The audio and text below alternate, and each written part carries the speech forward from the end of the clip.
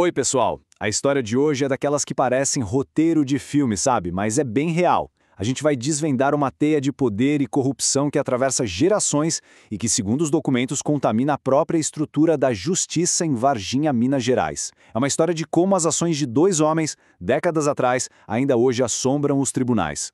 E essa pergunta que vai guiar a gente por essa análise toda. Uma pergunta que nos leva por uma rede de poder, de história e de direito que se desenrola lá no sul de Minas. Então, tudo isso explode agora nos dias de hoje com uma petição formal na Justiça. A alegação é que um promotor não pode ser imparcial num caso específico. Mas a raiz dessa desconfiança, essa é muito mais antiga e profunda. E veja bem, não se trata de um simples conflito de interesses. A base de tudo é uma acusação que se apoia em décadas de história familiar, de poder e, de acordo com os documentos da época, de uma aliança que simplesmente moldou o sistema de justiça local. Aqui a gente consegue visualizar bem como essa estrutura de poder funcionava. De um lado, a família Rezende, com a força política na figura do deputado Morvan. Do outro, a família Vani Benfica, com o poder dentro do judiciário, com o juiz Francisco. Eram duas esferas que, segundo as fontes, operavam numa simbiose perfeita. Uma mão lavando a outra por gerações.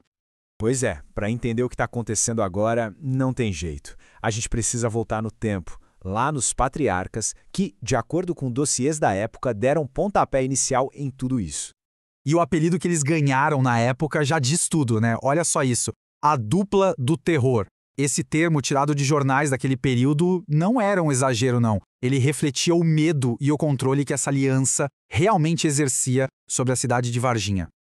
E o esquema deles, segundo os documentos, era de uma eficiência assustadora. O juiz Benfica batia o martelo decidindo os casos, e o deputado Rezende era quem trazia as causas. Juntos, eles criaram um ciclo fechado de influência. Para eles, a vitória era praticamente garantida. Para os outros, bom, restava a derrota ou uma espera sem fim. Tá, mas e as provas? Existem provas concretas disso? Existem, e elas vieram à tona numa investigação sigilosa feita durante o regime militar. E olha, isso aqui não era a fofoca da cidade.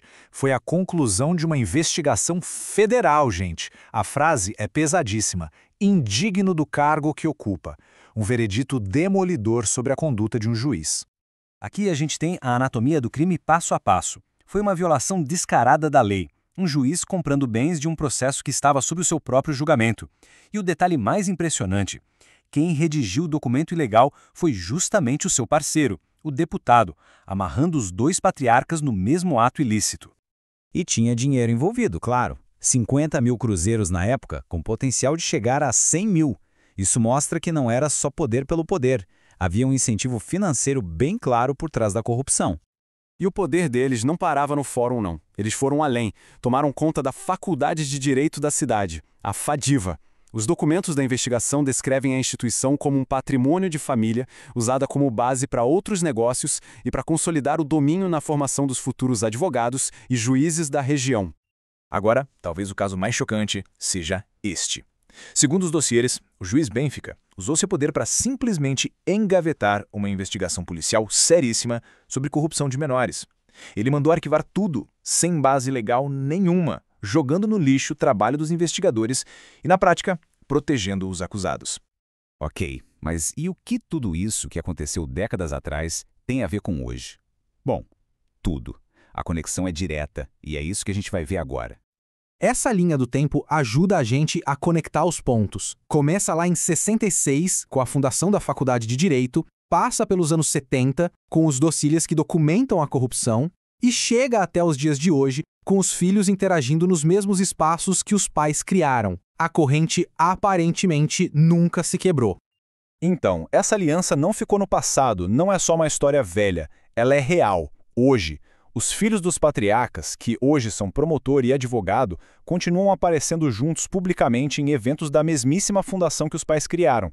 E é exatamente essa proximidade que levanta as dúvidas sobre a imparcialidade no caso atual. E é aqui que a gente chega no que a fonte dessa história chama de câncer estrutural. É uma imagem forte, né? Mas quando a gente olha para essa história toda, ela começa a fazer sentido. O argumento legal hoje é bem interessante. Não é sobre provar que um novo crime aconteceu, mas sobre um princípio do direito chamado teoria da aparência de imparcialidade. A ideia é bem simples. Não basta a justiça ser justa, ela precisa parecer justa para que as pessoas confiem nela. A alegação é que esse legado histórico, essa proximidade toda, torna impossível essa aparência de neutralidade. No fundo, o que essa história toda escancara é a impunidade. Como o sistema lá atrás não puniu os patriarcas, ele permitiu que essa influência se infiltrasse, se enraizasse na própria estrutura do poder, um legado tóxico que foi passado adiante. E a gente fica com essa pergunta no ar, né? Uma pergunta que fica aí ecoando. Quando o poder vira herança, será que a justiça consegue mesmo ser cega? Ou será que a balança já nasce inclinada pelo peso da história?